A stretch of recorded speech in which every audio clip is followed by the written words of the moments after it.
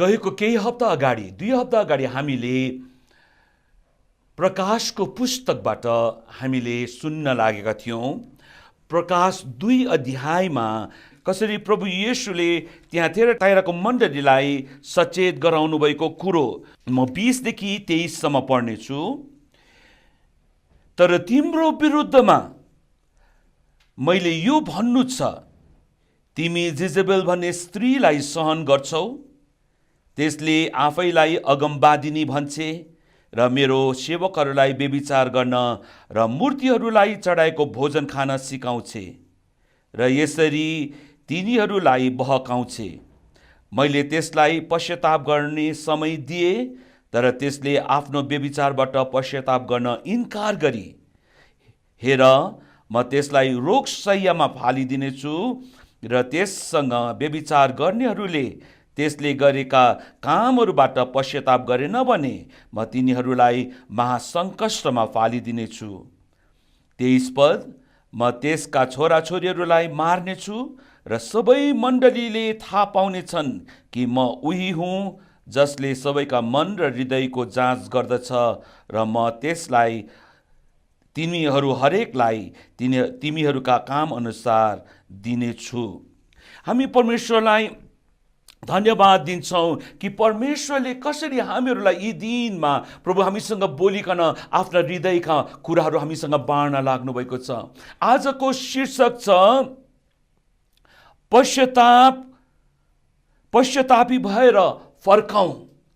पश्चातापी भएर फर्काउँ। मण्डलीमा कसरी इजबेल, यस स्त्री जसले मण्डलीलाई व्यभिचार गर्नलाई उस्काइराखेको छ, अनि आज कति अवस्थामा हामीले यो स्त्रीलाई मण्डलीमा सहेर रहेको कारणले गर्दाखेरि आज जुन आशिष प्रभुले मण्डलीमा दिन चाहनु भएको छ त्यो आशिषमा मण्डली बग्न सकिराखेको छैन। यस स्त्रीले यहाँ हामीले देख्छौँ कि कसरी प्रभु येशू भन्नुहुन्छ कि यसले आफैलाई अगमवादिनी भन्छे र मेरो सेवकहरूलाई व्यभिचार गर्न र मूर्तिहरूलाई चढाएको भोजन खान सिकाउँछे र यसरी नै तिनीहरूलाई बहकाउँछे। यहाँनिर प्रभु येशू भन्नुहुन्छ कि यसले व्यभिचार गर्न सिकाउँछ। हामीलाई थाहा छ व्यभिचार भनेको चाहिँ त्यो कार्य हो जो एउटा वैवाहिक बन्धनमा बाँधिएको पति र पत्नीले आफ्नो वैवाहिक जीवन भन्दा बाहिर अरू कसैसँग, पर पुरुष पर स्त्रीसँग जब उनीहरूले अनैतिक सम्बन्ध राख्दछ तब त्यो चाहिँ व्यभिचार हुँदछ। कति अवस्थामा हाम्रा जवानहरू जुनहरू वैवाहिक जीवनमा बाँधिएका छैनन् र पनि उनीहरू वैवाहिक जीवनदेखि नबाँधिए तापनि उनीहरू एकसाथ रहेर उनीहरूले यस्ता खालका कार्य, शारीरिक कार्य गर्छन् जसले गर्दा उनीहरूको जीवनमा उनीहरूले व्यभिचारका कार्यहरू गरिराखेका हुन्छन्। किनकि व्यभिचार भन्ने कुरो चाहिँ त्यो वैवाहिक जीवनदेखि बाहिरको कुरो हो। तर परमेश्वर चाहनुहुन्छ कि परमेश्वरले मण्डलीमा चाहिँ त्यस्ता खालका कार्यहरूलाई प्रभुले हटाउन चाहनुहुन्छ, जबकि इजबेलले चाहिँ त्यस्ता खालका कुराहरू ल्याएर मण्डलीलाई नाश गर्ने काम गरिराखेको छ। हामीले जान्न पर्छ कि येशू प्रभु चाहिँ दुलहा हुनुहुन्छ, मण्डली चाहिँ उहाँको दुलही। परमेश्वरले हामीहरूलाई यो पवित्र सम्बन्धमा गाँस्नु भएको छ। गुरुबाले हामीलाई भन्नुहुन्थ्यो, जब मगनीको समयमा केटा आफ्ना परिवार अगुवालाई लिएर केटीको घरमा जान्छ अनि केटीको घरमा गइकन त्यहाँ माग्ने काम हुन्छ, मगनीको काम सम्पन्न हुन्छ अनि त्यसपछिबाट त्यस केटाले भन्छ कि त्यो चाहिँ मेरो हो, किनभने कि मैले उसलाई विवाहको निम्ति मागेको छु। त्यो केटीले पनि भन्छ उहाँ चाहिँ मेरो हुनुहुन्छ, किनकि उहाँले मलाई विवाहको निम्ति माग्नु भएको छ। मगनीले चाहिँ ऊ मेरो हो, ऊ मेरो हो भन्ने कुरोलाई जनाउँछ। तर त्यो नै सबै कुरो होइन, किनकि मगनीपछि विवाह आउँछ अनि विवाहमा चाहिँ केटाले केटीलाई, केटीले केटालाई, दुलहाले दुलहीलाई, दुलहीले दुलहालाई भन्छ कि ऊ मेरो हो मात्र होइन, आजदेखि म पनि उसको हुँ, आजदेखि म पनि उसको हुँ। क्रिस्चियन जीवनमा पनि जब हामीले प्रभु येशू ख्रीष्टलाई ग्रहण गर्यौं अनि त्यस समयमा हामीले भन्ने गर्थ्यौं कि येशू प्रभु मेरो हुनुहुन्छ, येशू प्रभु मेरो हुनुहुन्छ, येशू प्रभु मेरो हुनुहुन्छ। तर जब हामीले येशू प्रभुको आज्ञा अनुसार हामीले पानीको बप्तिस्मा लियौं अनि त्यसबेला हामीले भन्यौं कि येशू प्रभु मेरो हुनुहुन्छ मात्र होइन, म पनि येशू प्रभुको हुँ, म पनि येशू प्रभुको हुँ। अनि एउटा विवाहमा दुलहा र दुलहीले करार दिएर जब उनीहरू त्यो पवित्र सम्बन्धमा जोडिए जस्तै नै आज विश्वासीहरू पनि जब पानीको बप्तिस्मा लिन्छन् अनि उनीहरू येशू प्रभुसँगको त्यो पवित्र सम्बन्धमा उनीहरू जोडिन्छन्। अझ स्पष्ट गर्नलाई, जब हामी पानीको बप्तिस्मा लिन्छौं हामीहरू मण्डलीको सदस्य हुन्छौं, प्रभु येशूको बहुअङ्गी देहको हामी सदस्यहरू हुन्छौं। अनि जब हामी मण्डलीको सदस्य हुन्छौं, हामी मण्डली चाहिँ ख्रीष्टको दुलही, ख्रीष्ट येशू चाहिँ हाम्रो दुलहा हुनुहुन्छ। त्यो पवित्र सम्बन्ध परमेश्वरले कायम गरिदिनु भएको छ। तर आज हामीले आफैलाई प्रभु कहाँ समर्पण गरे तापनि आज हामीहरू पूर्ण रूपमा प्रभुमा समर्पित भएका छैनौं। यसै कारण आज हाम्रो जीवनमा अझै पनि पापले हामीहरूको जीवनमा राज्य गरिराखेको छ अनि हामीहरूको परमेश्वरसँगको, प्रभु येशूसँगको त्यो पवित्र सम्बन्धलाई बिगार्ने काम गरिराखेको छ। व्यभिचार भनेको चाहिँ त्यो हो। व्यभिचार भनेको चाहिँ आत्मिक हिसाबले हामीले हेर्यौं भनेदेखि परमेश्वरसँगको हाम्रो जुन सम्बन्ध छ त्यो सम्बन्धलाई बिगार्ने जति पनि कुराहरू छन् ती कुराहरूले चाहिँ हामीलाई व्यभिचार गर्न लगाइराखेको छ।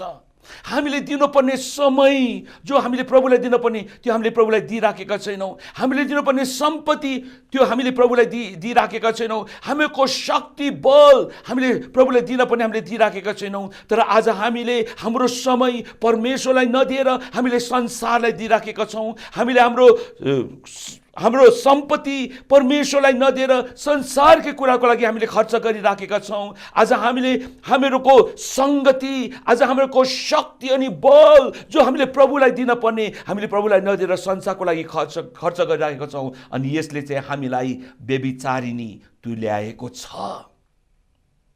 तर आज प्रभु हामीसँग बोल्न चाहनुहुन्छ कि हामीहरूको प्रभुसँगको सम्बन्ध चाहिँ अझ प्रगाढ हुनुपर्छ। यसै कारण प्रभु हामीलाई पश्चाताप गर्नको निम्ति प्रभुले हामीलाई मौका दिइराख्नु भएको छ। आजको युगमा हामीले हेर्यौं भनेदेखि यो लिभिङ टुगेदर भन्ने कुरो हामीले सुन्छौं। यो चाहिँ जवानहरू या अरू कुनै पुरुष महिला उनीहरू विवाह नगरिकनै सँगै बस्ने संस्कृति अहिले आएको छ। यो विदेशमा मात्र होइन, यो हामीहरूकै देशमा पनि आएको छ। अनि यसले यो देखाउँछ कि कसरी उनीहरू चाहिँ त्यो व्यभिचारमा उनीहरू छन्। हामीहरूको आत्मिकी जीवनमा पनि प्रियहरू हो, हामीहरूको आत्मिकी जीवनमा पनि हामी पनि लिभिङ टुगेदर त्यस्तै थियौं। किनभनेकि हामीले प्रभुलाई पाउनभन्दा अगाडिदेखि नै हामीहरू चाहिँ पापसँग हामी जिउने मानिसहरू थियौं। पापमा नै हामी जीवन जिउने मानिसहरू थियौं। पापसँग हामी लिभिङ टुगेदर, पापकै कुराहरू हामीहरूमा जिउने, नखान पर्ने कुराहरू खाने, नजान पर्ने ठाउँमा जाने, नबोल्न पर्ने कुराहरू बोल्ने, नसुन्न पर्ने कुराहरू सुन्ने, नहेर्न पर्ने कुराहरू हेर्ने, नगर्न पर्ने कामहरू गरेर हामी चाहिँ त्यो पापमा नै हामी लसपस भएका मानिसहरू थियौं। अनि प्रभु येशूलाई हामीले जब पायौं अनि परमेश्वरको सन्तान भयौं र पनि यो कुरो चाहिँ हाम्रो जीवनमा थिँदै नै थियो।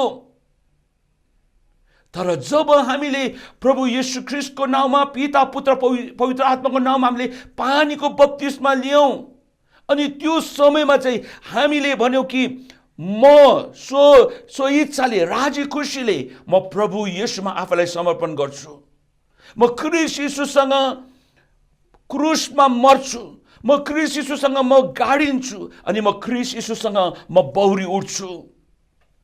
यो कुरा हामीले हेर्यौं भने कि रोमी 6 अध्यायमा हामी पढ्न पाउँछौं। यहाँनिर स्पष्टसँग लेखिदिएको छ, अब हामी के भनौं कि अनुग्रह प्रशस्त मात्रामा होस् भनेर हामी पापमा लागिरहौं त? त्यसो नहोस्। हामी जो पापको लेखी मर्यौं त कसरी हामी अझै त्यसमा जिउनु?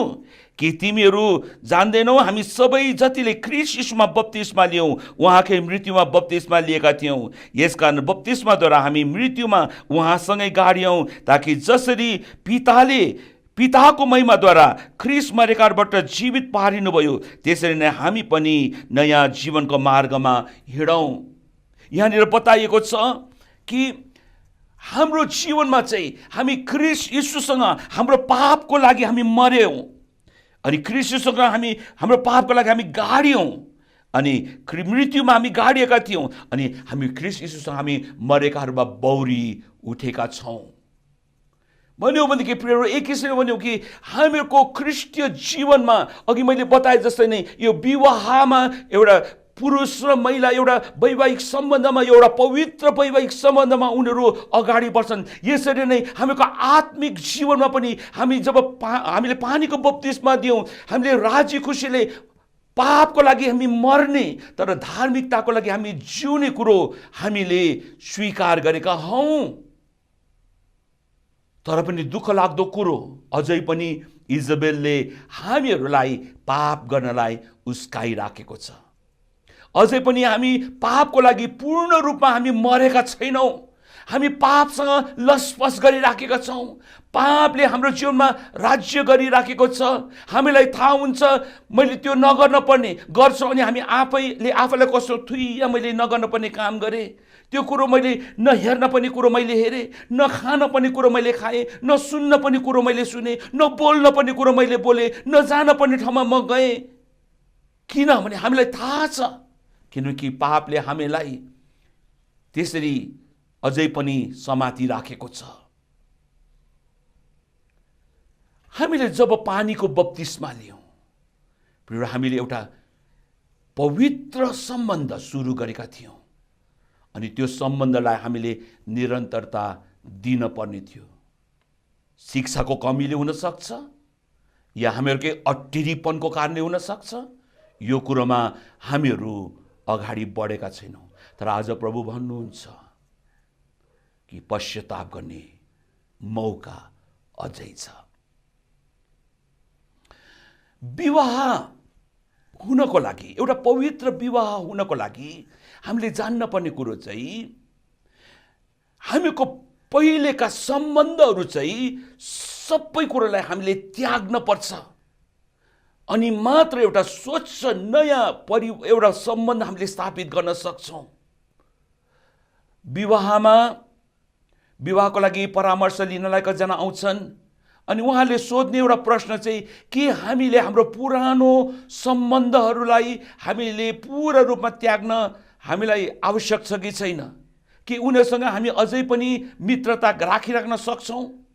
अनि म उहाँलाई भन्छु होइन, तपाईले चाहनुहुन्छ, तपाईले एउटा पवित्र परिवार चाहनुहुन्छ, तपाईले भने कि तपाईले पहिलेका सबै सम्बन्धहरूलाई तपाईले इन्कार गर्न सिक्न पर्छ। अनि तपाईले विवाहमा तपाईले जुन स्त्रीसँग तपाईले आफ्नो सम्बन्ध बढाउन लाग्नुभएको छ, जुन पुरुषसँग तपाईले आफ्नो सम्बन्ध बढाउन लाग्नुभएको छ, त्यो सम्बन्धमा तपाईहरू विश्वासयोग्य हुन पर्छ। यदि हामीले हाम्रो विवाहभन्दा अगाडिका सम्बन्धलाई पनि हामी सँगसँगै हामीले हाम्रो वैवाहिक जीवनमा ल्यायौँ भनेदेखि ती सम्बन्धहरूसँग हाम्रो सम्बन्धलाई काटेनौँ, ती सम्बन्धहरूलाई हामीले इन्कार गरेनौँ, ती सम्बन्धहरूलाई हामीले ल्यायौँ भनेदेखि एक दिन हामीलाई त्यस्तो खालको परीक्षा हुन्छ, हामी फर्केर त्यो सम्बन्धमा हामी जान सक्छौँ। त्यहाँबाट व्यभिचार भन्ने कुरो हुन्छ। यसै कारण विवाहमा भन्दा अगाडि हामीले गरेका सबै सम्बन्धलाई हामीले काट्न सिक्न पर्छ। अर्को भाषामा भने कि तिनीहरूलाई हामीले ती कुराबाट हामी मर्न सिक्न पर्छ। रोमी 7 अध्यायमा हामी पढ्छौँ, यहाँनिर पावलले लेख्दछन्, रोमी 7 को 1 देखि 3 सम्म म पढ्छु। भाइ हो, के तिमी जान्दैनौ म व्यवस्था जान्नेहरूसँग बोलिरहेछु कि मानिसको जीवनकालसम्म मात्र व्यवस्था लागू रहन्छ। उदाहरणको लागि एउटी विवाहिता स्त्री उसको पति बाँचुन्जेल आफ्नो पतिसँग कानुनले बाँधिएको हुन्छ, तर यदि उसको पति मर्यो भने पति सम्बन्धको कानुनबाट ऊ मुक्त हुन्छ। यसै गरी पति जीवित छँदा ऊ अर्को पुरुषसँग बस्न गयो भने ऊ व्यभिचारिणी कहलिन्छ, तर पति मर्यो भने ऊ त्यस कानुनबाट मुक्त हुन्छ र अर्को पुरुषसँग विवाह गरी भने पनि ऊ व्यभिचारिणी हुँदिन।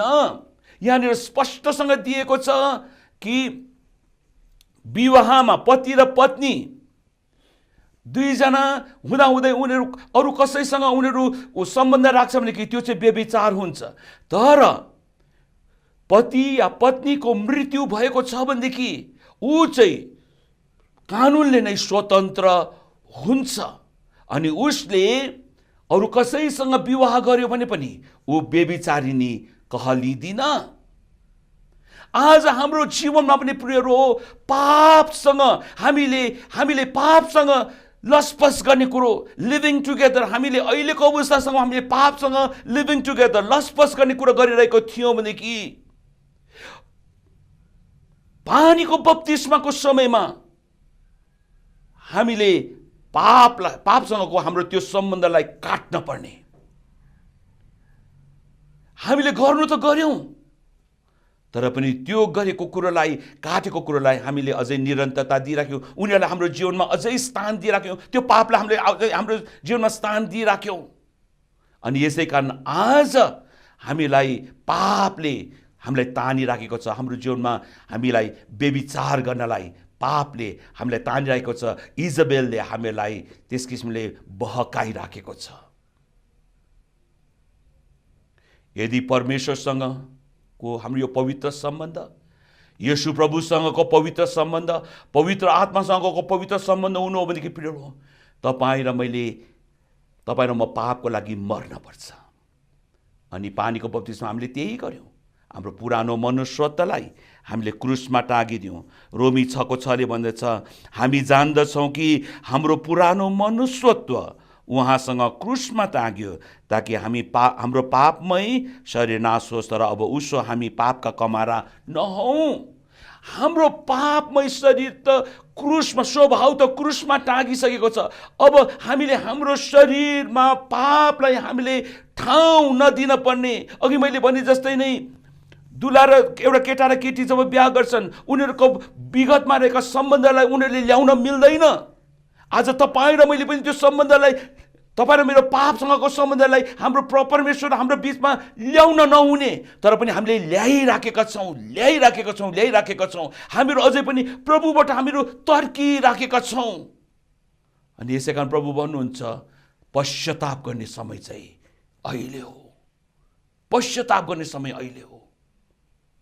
अनि परमेश्वर हामीलाई यो जीवनको लागि प्रभुले हामीलाई बोलाउनु भएको छ। अर्को भाषामा भन्यो भनेदेखि प्रिय हो, जब कुनै श्रीमतीको मृत्यु हुन्छ अनि त्यो मानिस चाहिँ विधुर हुन्छ, जब पति बित्छ अनि त्यो स्त्री चाहिँ विधवा हुन्छ। आज तपाईँ र मैले यो कुरो देख्न पर्यो कि तपाईँ र म चाहिँ पापको लागि तपाईँ र म विधवा भएका छौँ, पापको लागि तपाईँ र म विधुर भएका छौँ। भनेको मतलब चाहिँ तपाईँ र मेरो जीवनमा पाप मरेको छ। जुन जीवनशैलीमा तपाईँ र म जिउँथ्यौँ, जुन जीवनशैलीमा तपाईँ र मैले लसपस गर्थ्यौँ, व्यभिचार गर्थ्यौँ, त्यो जीवन चाहिँ अब मरेको छ, त्यो पाप मरेको छ। अनि पापको लागि तपाईँ र म विधवा र विधुर भएका छौँ। भनाइको मतलब चाहिँ त्यो सम्बन्धसम्म तपाईँ र मेरो सम्बन्ध तोडिएको छ। अनि यसै कारण अब त्यो सम्बन्धलाई तपाईँ र मैले फेरि जगाउन मिल्दैन। अनि यसै कारण आज परमेश्वर नेपालमा एउटा यस्तो खालको मण्डली, प्रभु यस्तो खालको पुस्ता प्रभु खडा गर्न लाग्नु भएको छ, जुन पुस्ताले यो सत्यतालाई बुझेर उनीहरूले आफैलाई परमेश्वरमा समर्पण गरेको प्रभु चाहनुहुन्छ। जुन पुस्ताले आफैलाई पापको निम्ति मरेको, कि त आफै चाहिँ पापको निम्ति विधवी भएको, पापको निम्ति विदूर भएको, अब त्यो पापको मेरो जीवनमा केही सम्बन्ध छैन कि त्यो मर्यो, त्यो मर्यो, अब त्यो गइसक्यो, त्यसको केही पनि सम्बन्ध छैन भनेर जिउने मानिसहरू प्रभु खोज्दै हुनुहुन्छ। जुनहरूले पापको लागि उनीहरू मरेका छन्, तर अर्को कुरो चाहिँ उनीहरू धार्मिकताको लागि एउटा नयाँ सम्बन्धमा उनीहरू जोडिएका छन्। धार्मिकताको लागि एउटा नयाँ सम्बन्धमा जोडिएका छन्। किनकि प्रियरो, जब हामी धार्मिकताको जीवन जिउँछौँ त्यहाँ पाप आउनु हुँदैन, किनकि हामी पापको लागि मरेका छौँ। यसैका प्रभु आज तपाईँ र मलाई भन्दै हुनुहुन्छ कि तिमी त्यो जीवन जिउनलाई तयार छौ। अनि हामीले मण्डलीमा सिक्दै आएको कुरो, जब हाम्रो विचारमा खराब विचारहरू आउँदैन होइन, आउँछ, त्यो बेलामा हामीले भन्न सिक्न पर्छ कि म त्यस्तो खराब विचारहरू गर्नको लागि म मरेको छु। खराब चाहनाहरू आउँछ, खराब चाहनाहरूको लागि हामीले भन्नुपर्छ म खराब चाहनाको लागि म मरेको छु। खराब भावनाहरू आउँछ, क्षमा नदिने भावना, रिस गर्ने भावना, बदला लिने भावना, यस्ता खालका भावनाहरू आउँछन् जो परमेश्वरबाटको होइन, परमेश्वरको चरित्र होइन। हामीले त्यस्ता कुरालाई इन्कार गर्न सिक्न पर्छ, तर हामी धार्मिकताको लागि जिउन सिक्न पर्छ। अनि परमेश्वर त्यस्तो पुस्तालाई खोज्दै हुनुहुन्छ। अघि हामीले हेरेको खण्ड प्रकाश 2 मा प्रभु येशू भन्नुहुन्छ 21 पदमा, मैले त्यसलाई पश्चाताप गर्ने समय दिए, तर त्यसले आफ्नो व्यभिचारबाट पश्चाताप गर्न इन्कार गरी। जिजेबेलले परमेश्वरले मौका दिनुभएको थियो, तर त्यसले त्यो कुरोलाई इन्कार गरी। 22 पद, हेर म त्यसलाई रोगशैयामा फालिदिनेछु र त्यससँग व्यभिचार गर्नेहरूले त्यसले गरेका कामहरूबाट पश्चाताप गरेनन् भने म तिनीहरूलाई महासङ्कष्टमा फालिदिनेछु। प्रभु भन्नुहुन्छ जुनहरूले व्यभिचार गरेका छन्, इजबेलले उस्काएर गरेका ती पापमय कुराहरूमा जुनहरू जिराखेका छन्, तिनीहरूलाई म पश्चाताप गर्ने मौका दिइराखेको छु। अनि तिनीहरूले त्यो पश्चाताप गरेनन् भने कि म तिनीहरूलाई महासङ्कष्टमा हालिदिनेछु भनिकन प्रभु भन्नुहुन्छ। हालिदिनेछु भने प्रभु भन्नुहुन्छ त्यति मात्र होइन, अझ डरलाग्दो कुरो 23 पदमा, म त्यसका छोरा छोरीहरूलाई मार्नेछु। प्रभु येशू भन्दै हुनुहुन्छ म त्यसका छोराछोरीलाई मार्नेछु र सबै मण्डलीहरूले थाहा पाउनेछन् कि म उही हुँ जसले सबैको मन र हृदयको जाँच गर्दछु र म तिनीहरू हरेकलाई तिमीहरूका काम अनुसार दिनेछु। म तिमीहरू हरेकलाई तिमीहरूका काम अनुसार दिनेछु। यो प्रकाशको पुस्तक चाहिँ एउटा रूपक जस्तो, दृष्टान्त जस्तो, यो यहाँ चाहिँ कतिवटा चित्रहरू छन्, कतिवटा भनाइहरू छन्। यो चाहिँ एकदमै शाब्दिक शब्द अनुसार हुने कुरो होइन, यो चाहिँ एउटा चित्रको रूपमा दिएको कुराहरू हुन्। कतिवटा कुराहरू चाहिँ यो एउटा भौतिक रूपमा होइन तर आत्मिक रूपमा, शरीरको रूपमा होइन तर आत्मिक रूपमा दिएका कुराहरू हुन्। अनि यहाँ बताएको कुरो चाहिँ छ कि म त्यसका छोराछोरीहरूलाई मार्नेछु। हुनसक्छ प्रियहरू यो आत्मिक रूपमा यदि हाम्रा छोराछोरीहरूलाई प्रभुले मार्नु हो भनेदेखि हाम्रा छोराछोरीहरू आत्माका कुरामा उनीहरू सचेत हुँदैनन्। उनीहरूले परमेश्वरलाई आफ्नो पिठ्यौँ फर्काउँछन्, उनीहरू संसारकै कुरामा उनीहरू लागि पर्छन्, परमेश्वरलाई उनीहरूले त्यागिदिन्छन्। अनि उनीहरूको जीवनमा जीवन होइन, उनीहरूको जीवनमा मृत्युले राज्य गर्न लाग्दछ। आज प्रभु हामीलाई भन्दै हुनुहुन्छ इजबेललाई मैले पश्चाताप गर्ने मौका दिएँ, तर त्यसले गरेन। तर त्यससँग व्यभिचार गर्नेहरूलाई, त्यसका कुरा सुनेर त्यसले भड्काउन लागेको बहावमा भड्किनेहरूलाई म फेरि मौका दिँदैछु। अनि तिमीले पश्चाताप गर्यौ भनेदेखि, पाप क्षमा मागेर प्रभुमा तिमीहरू फर्केर आयौ भनेदेखि परमेश्वरले हामीलाई इनाम दिनुहुनेछ, इनाम दिनुहुनेछ। हामीहरू अब केही समयमा प्रभु भोजमा हामीहरू जान लागेका छौँ। अनि प्रभु भोजमा हामी जान लागेका छौँ। अनि प्रभु भोजको सम्बन्धमा पावलले पहिला कोरिन्थी 11 अध्यायमा यसरी लेख्दछन्, 27 देखि म तल 30 सम्म म पढ्नेछु, 27 देखि 30 सम्म। यसकारण जसले अयोग्य रीतिले प्रभुको रोटी खान्छ कि प्रभुको कचौराबाट पिउँछ, त्यो मानिस प्रभुको शरीर र रगतलाई अपवित्र तुल्याएकोमा दोषी ठहरिनेछ। हरेक मानिसले आफूलाई जाँचोस् अनि मात्र त्यसले रोटी खाओस् र कचौराबाट पिओस्, किनकि प्रभुको शरीरलाई नचिनिकन जसले खान्छ र पिउँछ त्यसले त्यो खाएको र पिएको कारणले आफूमाथि दण्ड ल्याउनेछ। यस 30 पद, यसै कारण तिमीहरू मध्ये धेरैजना दुर्बल र रोगी छौ र कतिजना चाहिँ मरिसकेका छन्।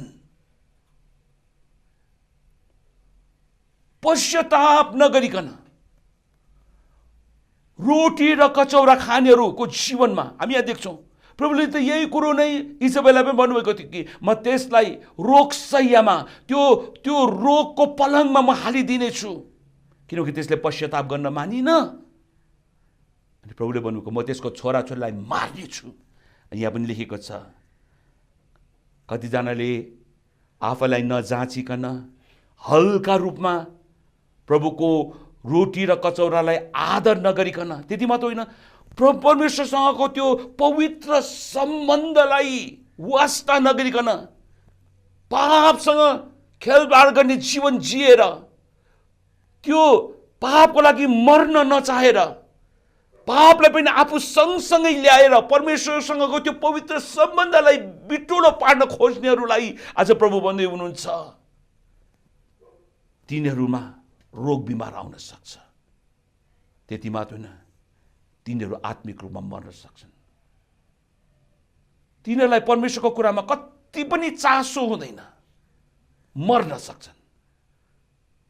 तर प्रियहरू, आज प्रभु भन्नुहुन्छ, तिमीहरू पश्चाताप गरेर फर्कियौ भनेदेखि, तिमीहरू पश्चाताप गरेर फर्कियौ भनेदेखि तिमीहरूले एउटा नयाँ सम्बन्धको आनन्द, परमेश्वरसँगको सम्बन्धको आनन्द तिमीले अनुभव गर्न सक्छौ।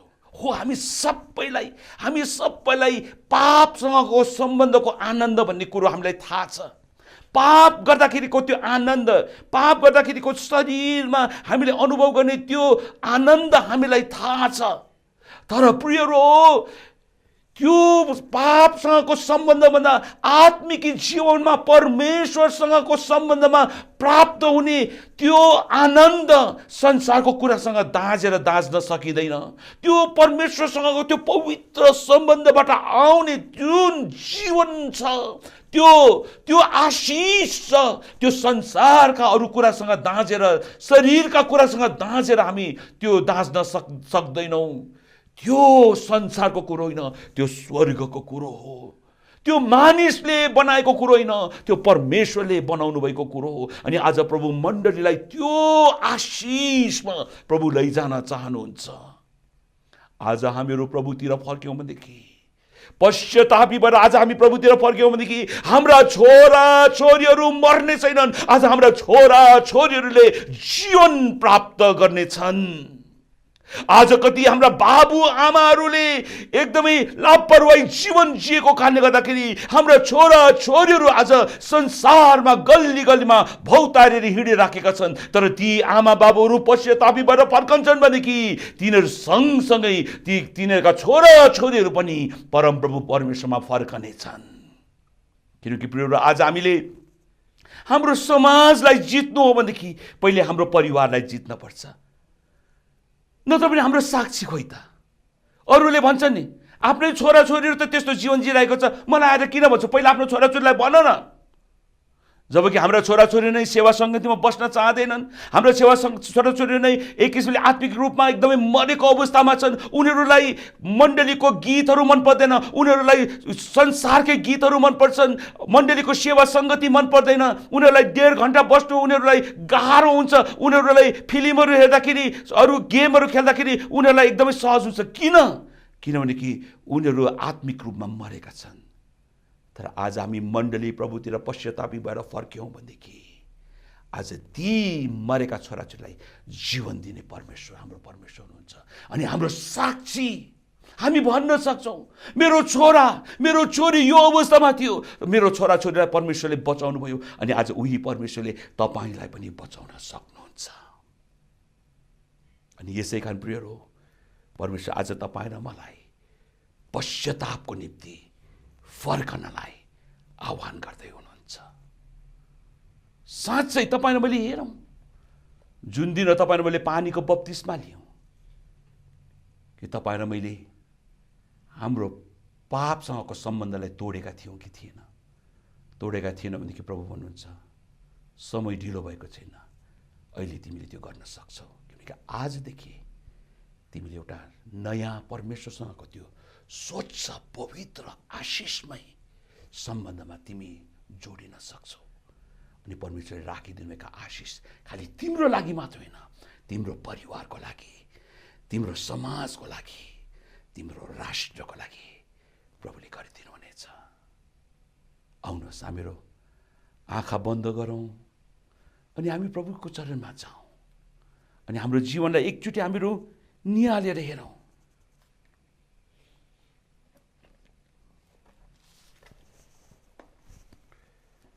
कि साँच्चै आज हामी पापको निम्ति विधवा बनेका छौँ कि छैनौँ?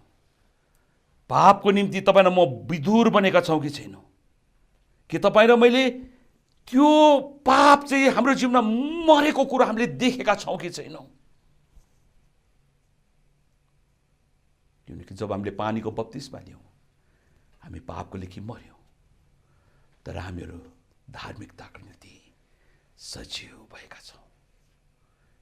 इजबेलले त हामीलाई बहकाउन खोज्छ, तर परमेश्वरको आत्माले हामीहरूलाई यो कुरो देखाइराख्नु भएको छ कि परमप्रभु हामीसँग हुनुहुन्छ।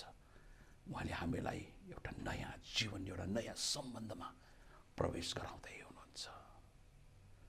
हालेलुया, हालेलुया, हालेलुया। हामी एकछिन समय लियौँ, हामी एकछिन समय लियौँ। ओ रकशदयरि अन्दलालामा योरला कतारालामा लालामा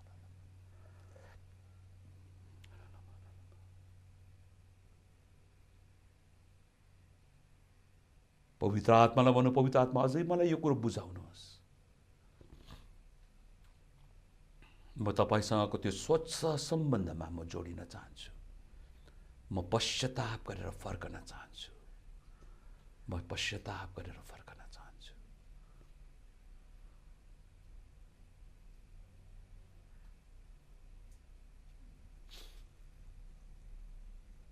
ती कुराहरू अब नगर्नलाई तपाईँ निर्णय गर्नुहोस्। त्यस्ता कुराको लागि म मरेको छु भन्ने कुरो तपाईँले घोषणा गर्नुहोस्।